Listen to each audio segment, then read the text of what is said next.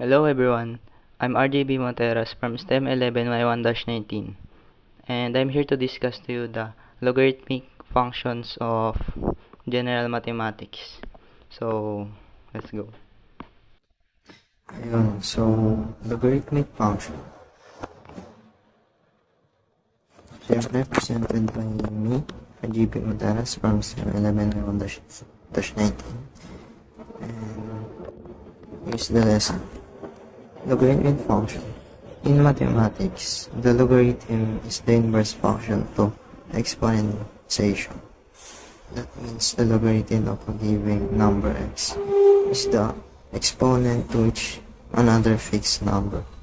The base a must be raised to produce that number b.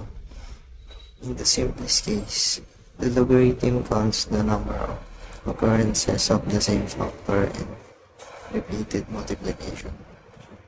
Ayun yung equation niya. Sa baba is logarithmic function.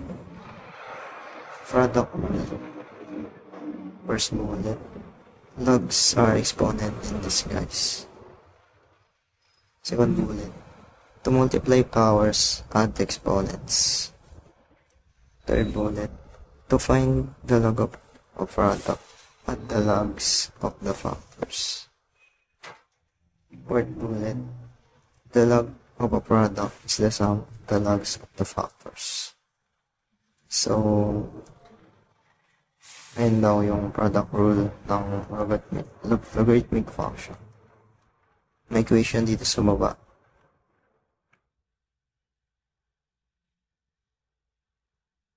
Quotient rule. Logs are exponents. Second bullet, to divide powers, subtract exponents. Third bullet, to find the log of a quotient, subtract the logs. And fourth bullet, the log of a quotient is the difference between the logs of the factors. So, yun na po yung quotient rule ng logarithmic function.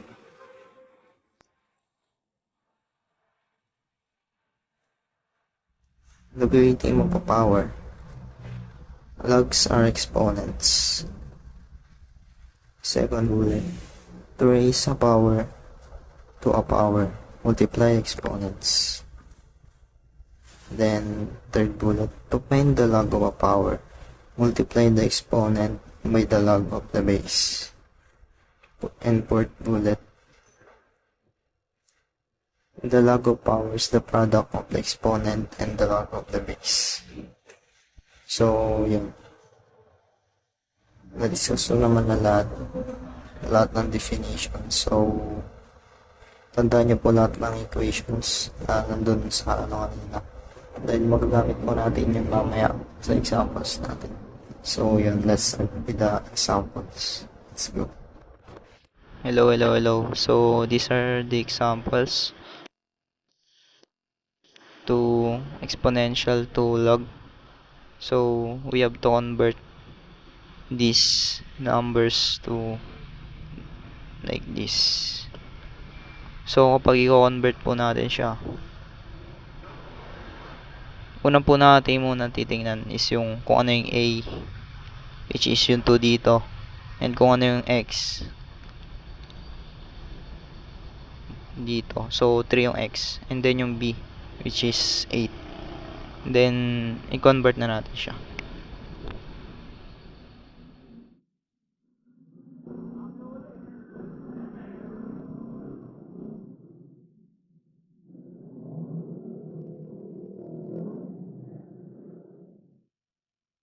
Ayan.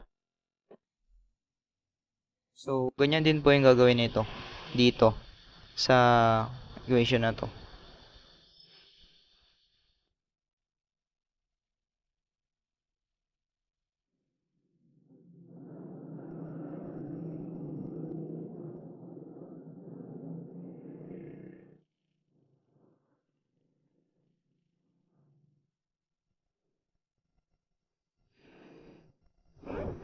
So, ganun din po dito sa pangatlo. Huwag kayong malilito kapag merong X dito sa ano. Dahil, ganun lang din naman gagawin nyo.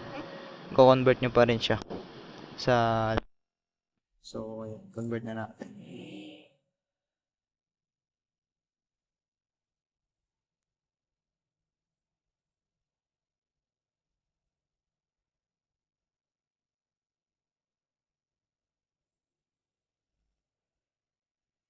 Yun, so ganyan lang.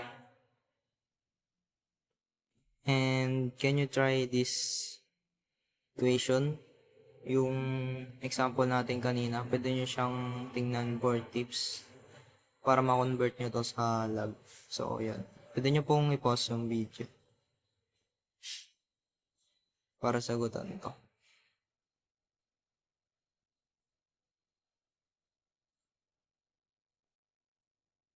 Ayun, so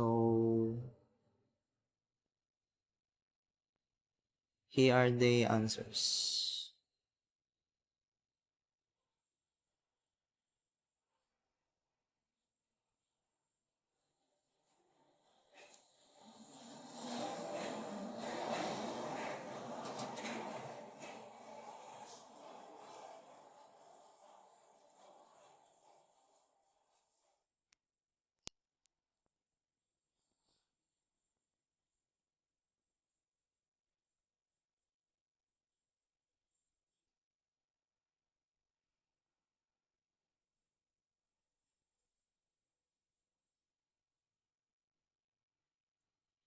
Yun. So, madali lang naman siya kapag nasanay ka na, pero nakakalito siya sa una. So, need nyo na sanayin yung sarili nyo, guys.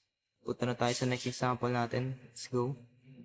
Ayun. So, ito po yung next example natin. Vice versa lang po siya. Kumbaga, yung kinonvert natin kanina is ibabalik natin sa dati. So, ganun lang po.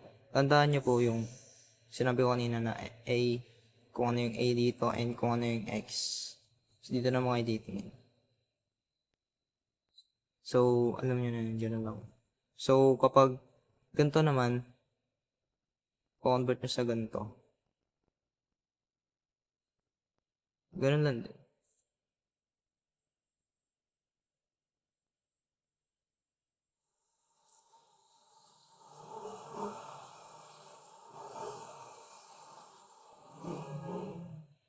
Mawawala lang yung log. Siyempre. Yun yung nilagay lang natin kanina na nag-convert tayo. So, ayun na.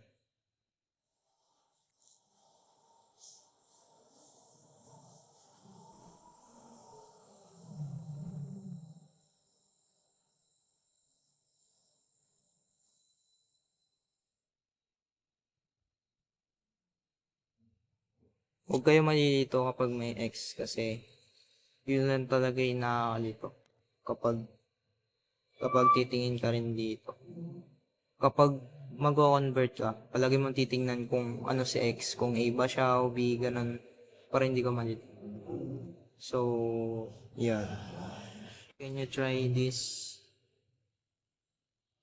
equation here para makamove na tayo sa next example natin, which is solve for X. Siyempre, meron tayo solve for X, pero mamaya na yan.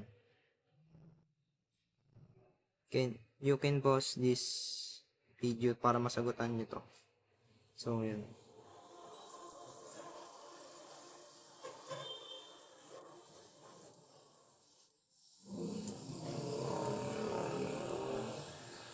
Yun, no? So, here are the answers.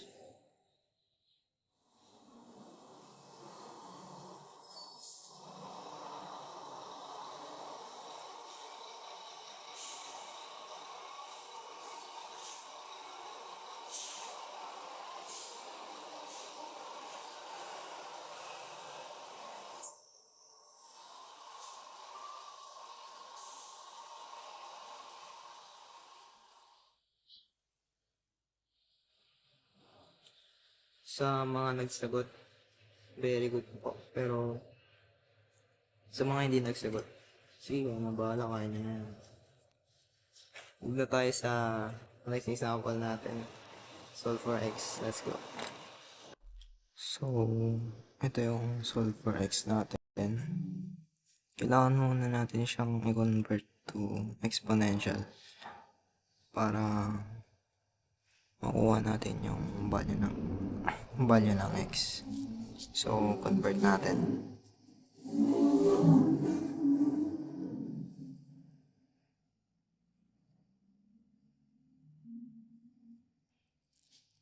Yun. So, ano natin gagawin dyan? Pwede nating i-simplify yung 2 cube para maging 8. Then, baba lang natin yung 2x plus 1. So, ang pwede lang natin gawin dito is transpose. Magiging minus 1 kasi plus siya kung transpose. Then, may iwan yung 2x sa likod. Then, yun.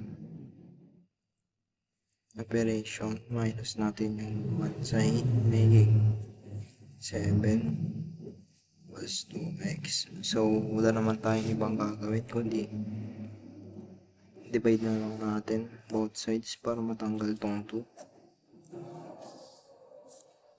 Ayun, so cancel. Pwede na nating gawing sagot kung 7/2. Pero may 3.5 din. Pwede rin yun sa dalawa. So, x is equals to 3.5 or 7/2. Final answer natin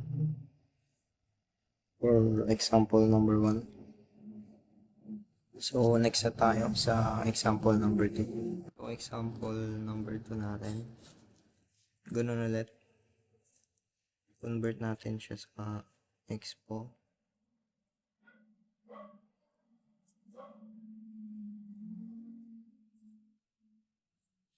Yun. So, ang gagawin lang natin dito is i-square root natin ito para matanggal yung 3 sa x. So, ganito mangyayari.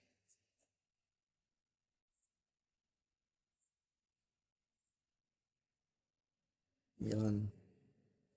Yun is 27. So, ang lalabas yun sa calculator pag in-calculator niya yan is ganito.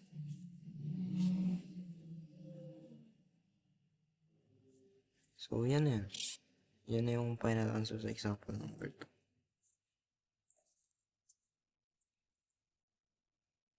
Sa example number 3 naman.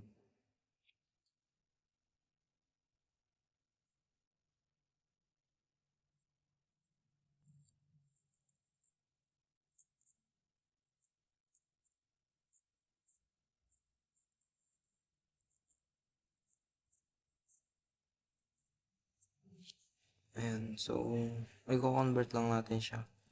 Palagi ang first operation natin kapag ganyan is convert para mapadali yung paghanap natin ng value sa x.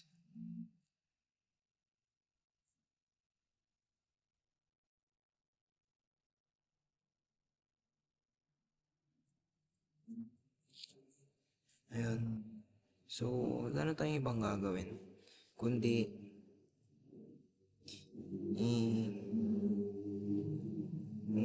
ilalagay sa calcu to.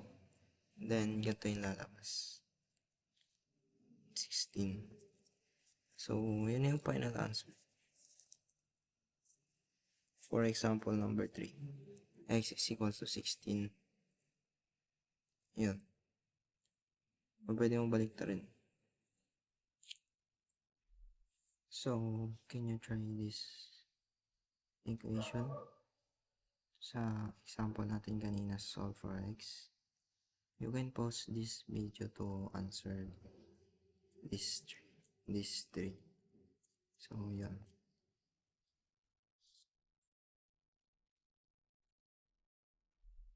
So, for number 1, here's the answer.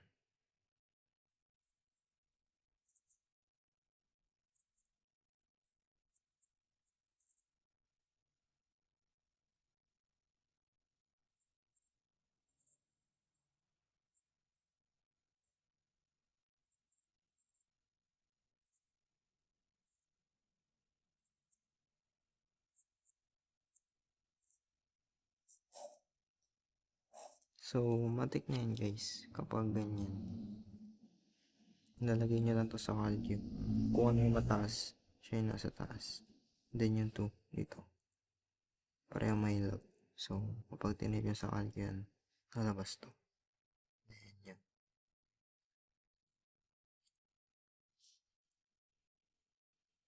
For example, parang number 2 naman. Number 2.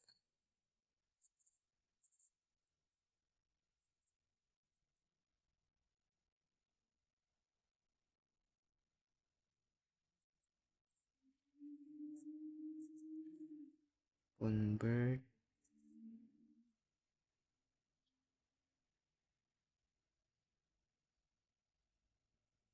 simplify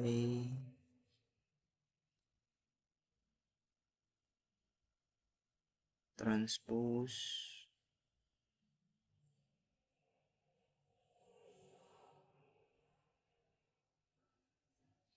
naging plus kasi minus siya nung tinranspose siya, then may iwan yung x sa dulo. So yun na.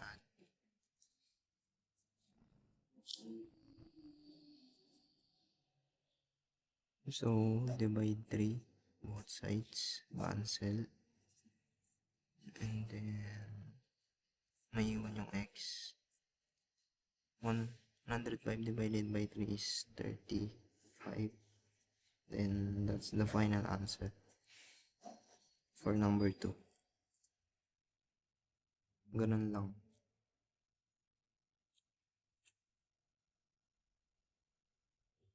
For number 3 naman,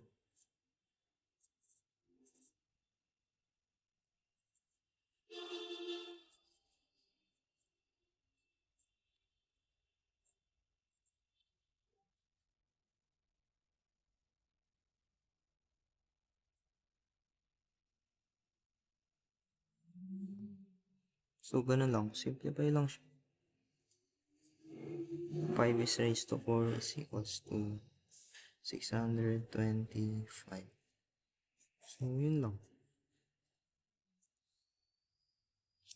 Ganun lang siya kadali guys. Basta huwag lang kayo magpapalito. Yun lang. Di ba madali lang? So that's only for today. Again, I'm RGB Montayaras from STEM 11Y1-19, and Galileo Galilei said, nature is written in mathematical language. So, yun lang guys. Thank you. Bye.